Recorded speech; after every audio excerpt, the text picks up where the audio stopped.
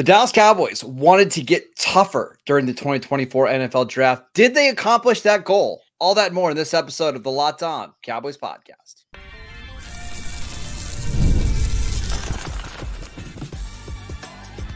You are Locked On Cowboys, your daily Dallas Cowboys podcast. Part of the Locked On Podcast Network, your team every day. Welcome back to the Locked On Cowboys podcast, part of the Locked On Podcast Network, your team every day. We'd like to thank you for making us your first listen of the day. Today's episode is brought to you by Monopoly Go. Get in the game and join your friends. Download Monopoly Go, now free on the App Store or Google Play, the mobile hit twist on classic Monopoly. I am your host, Marcus Mosher. You can follow me on Twitter at Marcus_Mosher. Joining me today, as always, is Landon McCool. You can follow him on Twitter at McCoolBCB.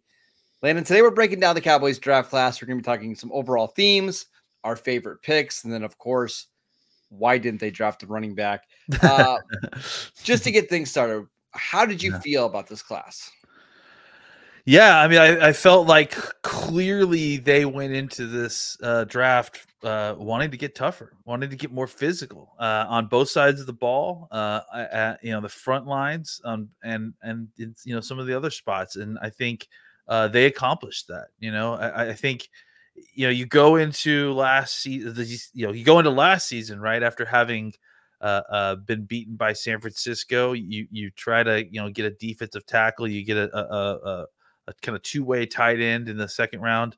And then, you don't get where you need to go. So what happens is you come into this class and you've tripled down, right? You get a starting offensive tackle. You get a base defensive end who's tough against the run. You get a guy who's going to be a starting center, and then a kind of downhill physical linebacker as your top four picks. And I think it just kind of not only changes the kind of composition of the team as far as the toughness level, but I think it also changes the attitude, right? These are all guys that kind of come with a chip on their shoulder and have a physicality to their game, and I think that even kind of leaks down to some of these other picks, as we're seeing, like Kalen Carson's a guy who's going to be physical on the edge.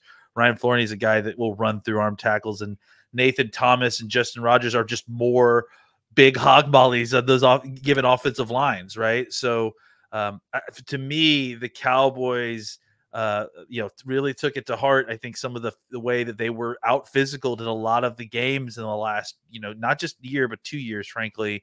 And they just decided, hey, we need to get talent in here that's going to turn the tide on that kind of physicality and make us a tougher football team.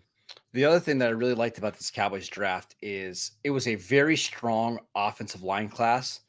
And rather than just taking one, they took three. They took two inside the top 75. Usually, most drafts don't have that kind of offensive line depth. Yeah. In this class, you were able to grab two guys that, I would think that you project as starters, one who's definitely going to be a week one starter, and the other one who you hope wins a starting job going into the season. I like that. That's typically a good strategy to pick where the strength of the draft is. I'm not being too joking, but honestly, I'm not even sure which one of the offensive linemen you were talking about is the. That's why I tried to leave it vague. Yeah, because honestly, it could go either way. And I think look, the Cowboys went into this draft with a laundry list of things that they wanted to accomplish. We could talk about running back, but if you're going to, I feel like they got out of the draft accomplishing most of it except for running back. And even running back, to me, is when you look at the list of things and where you can potentially improve that position. Running back, to me, is a position in which you can hit late in the process and still get a quality player, as we all know. So they left themselves. If you're going to leave yourself with an issue, leaving yourself with that issue, I think is probably the best way to go. Yeah, for the most part, we're going to talk about all these picks individually over the next couple of weeks because we wanted to make sure that we let this draft breathe a little bit. We want to give every one of these players their time. We'll talk about their fit, why the Cowboys drafted him. But overall, Landon, I thought this was a pretty good draft. And I know nobody cares about my rankings or consensus rankings, but I will say on my board, The Cowboys got my number 32, my number 34, and my number 39 player. I mean, that's really not too bad. It really isn't. Like, I thought they did a really good job of grabbing talent at good spots. And the other thing is that important positions, left tackle, pass rusher, and then probably center. Those are typically spots that you want to address early. You want to spend high draft capital on. I just agree with that general philosophy. And all three players tested out extremely well athletically. That's just another thing. You typically, inside the top 75, 100 picks, you want to take good athletes. All three of their top picks are outstanding athletes. Yeah, I think, one of the things we need to discuss here, since we're kind of just discussing the draft and the way that the Cowboys performed inside the draft, is I think you have to be encouraged by the process that went on with the Cowboys. Sometimes you feel like they do some kind of questionable things. But at this point, they were able to manipulate a trade to get back and pick up two starters on the offensive line, from that pick 24 overall, so I think to me, that is why they were able to kind of accomplish, what they were able to accomplish was, being able to be patient, let it come to them, find a good deal. I mean, look, we should talk about that. The trade itself was an incredible trade for the Cowboys. They won big value on that. Not even talking about the players, just talking about the actual trade. Every single draft value chart shows that the Cowboys got a huge advantage there. So I think that's huge, and just the process of allowing the draft to come to them. Look, we could say what we want. We will talk about running back here in a second, but it is encouraged. It may be discouraging that they didn't get a running back, but it is encouraging that they didn't force their hands. Yes, that's and try to reach on a running back, because they know, again, there's still lots of opportunities to go out there and get a good running back, through trade, through cuts, through whatever. And we'll see that play out as well. A couple hindsight things we talked about on Friday's show. Would you rather have, let's say, Graham Barton at 24 or Tyler Guyton and whatever you got at 73? Now we know that's Cooper Beebe. In your mind, again, hindsight being 2020, would you rather have Guyton and Beebe or Graham Barton at 24? Oh, without a doubt, Guyton and Beebe. Yeah, without a doubt. The difference to me between between Beebe and Barton is pretty strong, but not an entire first round player strong. Sure. That's the difference to me. All right, so here, let me give you a different one. What if you would have went Graham Barton at 24, and then you took Kingsley Suamataia at 56? I kind of like that combination better than Tyler Guyton and Cooper Beebe. However, I don't like it better than Tyler Guyton, Cooper Beebe, and Marshawn Kneeland. That's what's so interesting here. Yeah, I mean, I think those two combos are pretty close to me. I just think Beebe's a lot closer to those starting center guys that we had in the first round than some of these second round tackles are to the rest of them. But Guyton is kind of close to Suamataia in that sense, right? Or at least I have them graded similar. I had a one spot difference between the two of them. Yeah. So, I mean, I think that's probably fair, but I also think that you're right that, the fact that they were able to kind of do that and then get their guy while picking up a defensive end that will, be very valuable for the Cowboys. I think that's pretty killer, honestly. Yeah, we're going to talk about Marshawn Kneeland a lot over the next couple of days. I was breaking down some of his film today. Put up a cut up on YouTube of his Senior Bowl tape. A lot to like there. Yeah, he's very strong. We'll talk about his fit in Mike Zimmer's defense later on in the week. But I want to ask you, Lynn, what was your favorite pick of the 2024 NFL Draft with the Cowboys? We will get to that next. This episode is brought to you by FanDuel. It's playoff time in the NBA and in the NHL. Baseball is in full swing, and FanDuel is your place to bet on every game. Right now, new customers can get $150 in bonus bets guaranteed.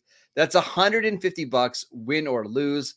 Bet on everything from slap shots to home runs to slam dunks, all in an app that is safe, secure, and super easy to use.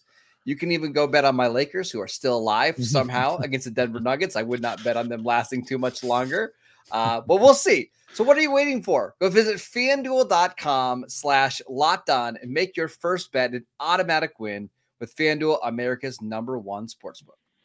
This episode is brought to you by Gametime. Gametime is an authorized ticket marketplace of the NBA, which makes getting playoff tickets even faster and easier. prices on the Gametime app actually go down the closer that we get to tip off, with killer last minute deals, all in prices, views from your seat, in their lowest price guarantee.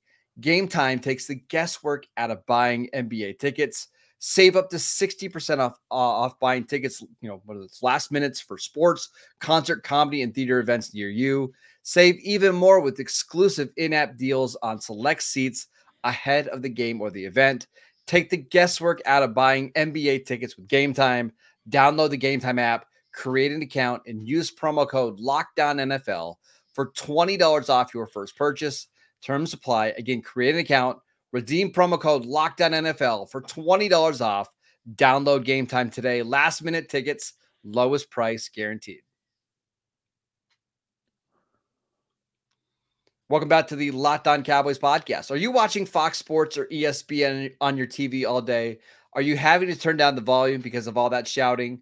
Make the switch to Locked On Sports today, a free 24/7 sports streaming channel program for you every day to bring you the biggest stories without all that unnecessary screaming. Locked On Sports today brings you can't miss analysis, opinions, and news, streaming 24/7 on YouTube or on the free Amazon Fire TV channels app, part of the Locked On Podcast Network, your team every day.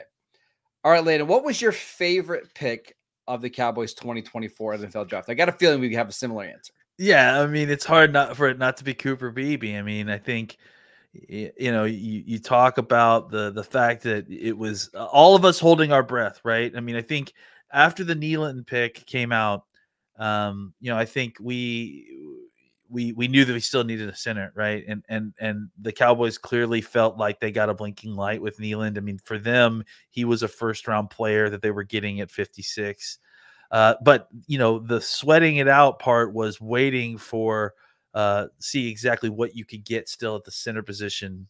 Coming around that third pick and at the top of the third round. And to see that Cooper Beebe made it that long, I think was really, really encouraging and exciting, obviously, because it's kind of almost the opposite of what we got from the running back situation. What was it?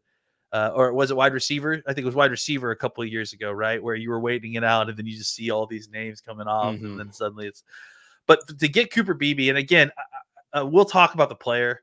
At some point we break them down. I just think that it's not just that you got a great value, which you absolutely did. This is a guy who I think is a second round center, guard, whatever you want to call him, all day. But it's that you got him where you got him, that he's probably going to be a starter for you. And it's the attitude, right? Like it's the attitude that he plays with. It's his play demeanor that this team really has needed. Right. Like, especially at the center position, I think you started to see Biotish kind of develop a little bit of that sort of attitude these last year, but Cooper Beebe comes in with that, and he comes in with a level of finish and nastiness that is just really, really needed on this offensive line right now to kind of get that sort of toughness and meanness that you need to kind of get this line back on track. It just felt like over the years, this offensive line, has been living on reputation for a long time and has had a lot of, has kind of almost developed into a finesse offensive line, right? A pass blocking offensive line. The run blocking just wasn't the same last year. So having a guy with some attitude and literally, I mean, again, we'll go over his tape later, but I don't know that I've seen so many opponents of his. Like, I don't know that I've seen a tape where so many of the opponents of the guy I was studying ended up on the ground, right? Like ended up thrown to the floor. So I'm excited to see how that translates to the NFL. Yeah, these are the types of players, and Cooper Beebe especially, he's been a pet cat of mine for a long time. The guys that have experience playing not one, not two, but three spots and being successful at all three generally don't fail in the NFL. I'm just going to read you the breakdown of his snaps. So in 2020, he started 7 games at right tackle, 1 at left guard. 2021, he started 13 games at left tackle, was a first-team All-Big 12 selection. 2022, he moved to left guard. So again, stay on that left side. What started all 14 games, was a first-team All-American, a first-team All-Big 12 selection, and was the Big 12 Offensive Lineman of the Year. And the next year, starts again at left guard, 11 starts there, 2 at right tackle, consensus first-team All-American, first-team All-Big 12 selection, and Big 12 Offensive Lineman of the Year. I have a hard time believing that this is going to be a player that fails. Maybe he won't live up to being a high quality starter. Maybe he's just an average starter, but I have a hard time believing he's not going to find a role somewhere on this offensive line. Oh yeah. Yeah. I mean, honestly, I've got him penciled in as the starter right now. I mean, I think that there's just, it's going to be hard for Hoffman, I think, to beat him out, because I just think, you're right. Maybe he isn't necessarily an all-pro center, and I think he could develop into that with, like, things working out properly. And I do think his production between Zach Martin and Tyler Smith is going to be pretty great, because it's that's a lot of help that you're going to get. But I just have a hard time believing that this guy doesn't have a lot of success with all the experience he has, and just all the success. And now I think, if anything, you're making his job easier. You're reducing his weakness by moving him inside. I can't wait to see how it plays out. Another thing is, because they have so many offensive linemen with position flexibility, it does give you some interesting combos, not just for this year, but like for 2025 and beyond. Like, for example, Landon, let's say Zach Martin retires and Terrence Steele just doesn't bounce back, and the Cowboys move on from Terrence Steele in 2025. I mean, it's not unrealistic to think you could have, I mean, again, I'm not saying they're going to do this, but they could have Tyler Smith at left tackle, Tyler Guyton at right tackle. Maybe you have Cooper Beebe play left guard and TJ Bass as your center, or TJ Bass as your right guard, and then you draft a center, or maybe he's your right guard down the line. It gives you so many different options when you have a guy that's played this many positions at this high of a level. And then again, you've still got 2 guys at backup tackle that you like, maybe 3. You've still got another 2 guys that are on the team that are interior players, and then you drafted another guy who could be a guard tackle later on. The offensive line room looks very settled right now. Right now, it needs snaps and experience together, and it's going to be ready to go. And I'll just also say, if we're talking about our favorite pick, I love that the Cowboys got Marshawn Kneeland. He was somebody that was very high on pre-draft. We talked about all offseason how the Cowboys are probably going to look for some different defensive ends. We didn't spend a lot of time pre-draft talking about what defensive ends and edge rushers might fit this defense. But you want to talk about like a Mike Zimmer edge rusher, it's Marshawn Kneeland. So to get him at pick 56, I know some people had him lower. Some people had him higher, like Dane Brugler, who had him as his 32nd overall player. I think most people agree like 56 is a very good value. I was very high on the pick. They addressed a big need, which a lot of people maybe didn't think they needed another edge. I think they did. Again, another one of my favorite picks in this draft. Yeah. Last thing I'll just say is that, I mean, right before the draft, the weeks leading up to the draft, I had heard a lot of whispers that this was a guy that was going to end up sneaking into the back end of the first round, and Kneeland. And so when he fell to the Cowboys 56, it was surprising. And obviously for the Cowboys, who really, really liked him, it was a blinking light. So they ran up to the podium to go get him. All right, let's talk about running backs. I'm saving it for the third segment, Landon, because that's where the running backs deserve to be talked about. Why did the Cowboys draft a running back, and why did they sign Ezekiel Elliott on Monday? We will get to that next. This episode is brought to you by Monopoly Go. All right, game off. We got to pause here to talk about Monopoly Go. I know what you're saying. Flag on the play. We've already talked about that before, but there's just so much good stuff going on in this game. In Monopoly Go, you can team up with friends for time tournaments where you work together to build up each other's boards. The more you win together, the more awesome prizes that you unlock. And there's so much to get, like unique stickers that you can trade with friends to complete albums for big prizes, cool new places that you can play with your boards. There's also these great emojis. It's so much fun. Plus, Monopoly Go feels new and exciting every day with constantly changing tournaments and challenges. A ton include their own unique mini games, digging for treasure, or finding these little robot machines. It's really, really cool. And there's always new timed events that help you win big, like massive multipliers for everything you win, or rent frenzies. There's always something fun to discover in Monopoly Go. So get off the bench and go download it now for free on Google Play or the App Store. Game on. Welcome back to the Locked On Cowboys podcast. Let's talk about running backs, Lane. Let's ignore the Ezekiel Elliott part for a second. What were your thoughts? Okay. I know. What were your thoughts in the Cowboys not drafting a running back? Well, I mean, first of all, I was hopeful that they would. I mean, I wanted to. I liked a lot of these guys, but clearly they felt like there was a point in which the value wasn't there anymore, right? And they didn't like Dylan Johnson or Blake Watson the way I did. And to be fair to them, man, I mean, I was looking at those guys being picked in the 5th round, right? They didn't get drafted, so. No. There's something to they know better than I, which is totally fair. Having said that, the fact that they were unable to kind of secure a running back is a little disappointing. But at the same time, like I mentioned, I think if you're going to have a position outside of kicker, if you're going to have a position in which it's okay to be unsettled at this point in the season or at this point of the off season. It's okay to not have the plan completely in place yet. It's probably running back, right? Like just because running back, as Marcus has most eloquently told us over the years, is a position that can be, procured off the street almost at any point during the regular season or off season. Yep. And so there's lots of opportunities here for the Cowboys to trade for somebody, for the Cowboys to just sign somebody off the street. They already did sign somebody off the street. We'll talk about in a second.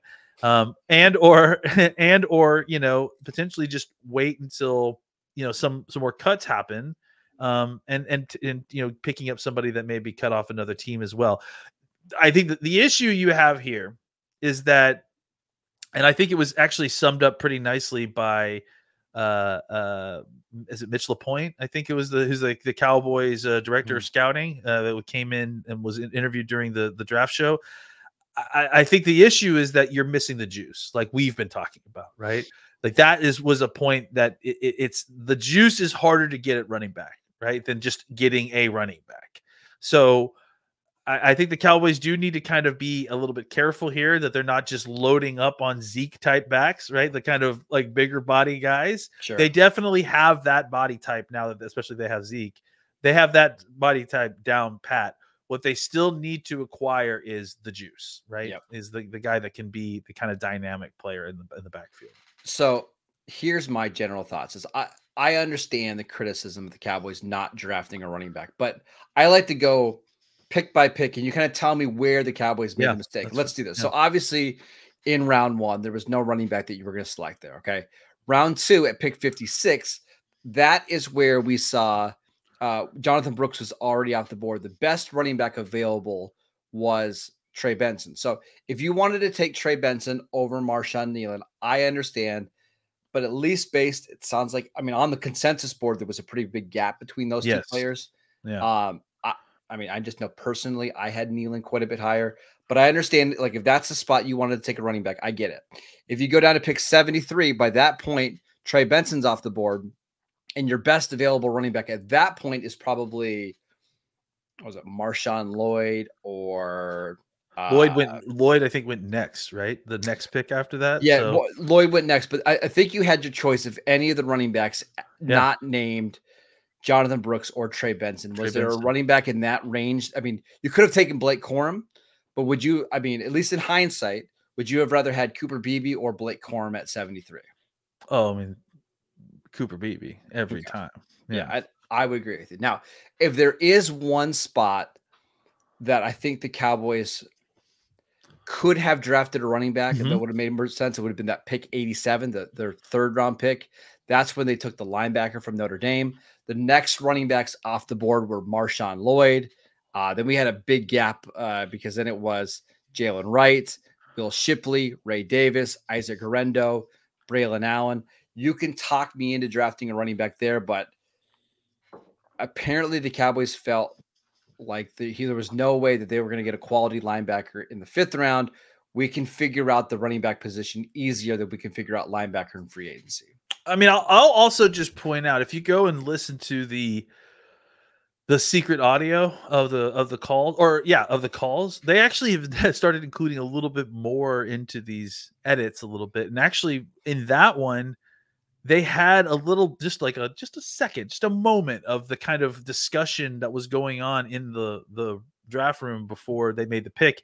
And it didn't sound like, it sounded like, oh, we're up in 3 picks. We're taking the Notre Dame linebacker, right? Like there wasn't discussion really. Well, So I'll add in. Todd Archer reported this morning that there was a running back that the Cowboys were going to consider at 87, but he said it was a significantly lower grade than what they had for Louisville. So I guess that's the thing, right? Is that like, again, and look, I mean, just to kind of go back to what you were just talking about too, like Trey Benson at 56, like that's a reach. We were talking about Jonathan Brooks at 56 and how, that's right where that value started. Probably. Right. Yeah. And so I just wanted to point out that like a couple of these spots, like even we like pre draft would have called that kind of pick a reach, right? Especially well, I mean, like a good example is we weren't drafting, at least on purpose, we weren't drafting Trey Benson in the second round of our mock draft simulations because we thought there would always be better players on the board. And there always was. And in this case, the Cowboys had an edge rusher that fell. It was that third round. Could you get one of those guys to fall in the third round? In this case, Jalen Wright was available. Blake Corum and Trey Benson weren't. Clearly, the Cowboys didn't think Jalen Wright was anywhere close to Louisville. That was clearly the spot where you felt like, the need value was closest to the value of where you were actually picking. Right. Yes.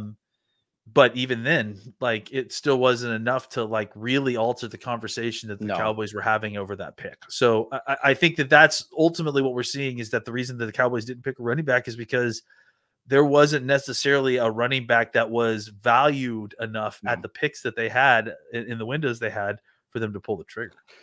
All right. We'll talk about Zeke in depth at a different time, but just really quick, what are your thoughts on the Cowboys signing Ezekiel Elliott on Monday? I mean, I don't hate this. Like, I think that obviously Zeke provides for you a lot of the kind of basic elements that you need in a running back room. And as part of a committee, he's a super valuable piece, right? I think the problem we have had with Zeke in the past is his contract that we're still paying for. And when he has taken a front seat to someone like Tony Pollard, when we felt like, the share load should be swapped, right? Now that you're talking about signing him as a vet free agent and he can come in and kind of do some of the dirty stuff for you, like that's where Zeke is really, really good, And so I don't hate this just simply because I think he's going to be a great pass protector. He'll be a great locker room guy. He'll be great in short yardage, and you need those guys.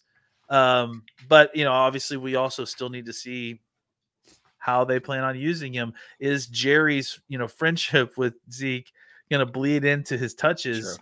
Sure. I'm hoping it's not. And I'm hoping that they actually use him more as a do-it-all back who can do a little bit of this and that. Because I think, again, that's where I think at this point in his career, especially, that's where he's going to thrive. But if the idea is that, like, hey, let's give Zeke and Rico the touches that we did last year or the year before with Zeke and Pollard, like, I'm out on that. Yeah. Like, we need an upgrade at the position. So as a Cowboy podcaster, am I allowed to just plead the fifth? Like, is that listen, I almost just gave you this whole segment to yourself just to kind of, it's whatever. At the same time, I feel like people have an idea of where you stand on this situation, but please. I am firmly in the camp that running backs don't matter. My only concern with Zeke is I wonder if we're at the point where he's below replacement level. But here's the thing. There's so little investment that if we get to training camp and it's just clear, like he doesn't have it, they can cut him and it's not a big deal. What I mean? And that's my thing. Now, will they feel comfortable doing that because of the relationship with Zeke and because of the history? We'll see. I mean, they've already cut him once, so I would assume they would have no problem cutting him again. But I to me, it feels like the Cowboys wanted to add a veteran to this room. They're going to add somebody else over the next 3 months, 4 months, and we'll see. I'm not panicking about the running back room on April 29th. We still have 5 months to go till the regular season. That's it. More than anything, guys, if you start panicking about the state of this offensive line or the state of this roster at any point, just look at the date and count the months until we have a game to play. Ridiculous. So it's ridiculous when people present it like the Cowboys have to get this all sorted out today. That's absolutely not the case. All right, that is it for today's show. On tomorrow's show, we're going to be talking about Tyler Guyton, Cooper Beebe, and Nathaniel Thomas. We'll talk about how they're going to help transform this offensive line room. So make sure you guys tune in for that. Go follow the podcast wherever you get your podcasts. We are free and available on all platforms. Go follow Landon on Twitter at McCoolBCB. I'm at Marcus_Mosier, and we will see you right back here tomorrow.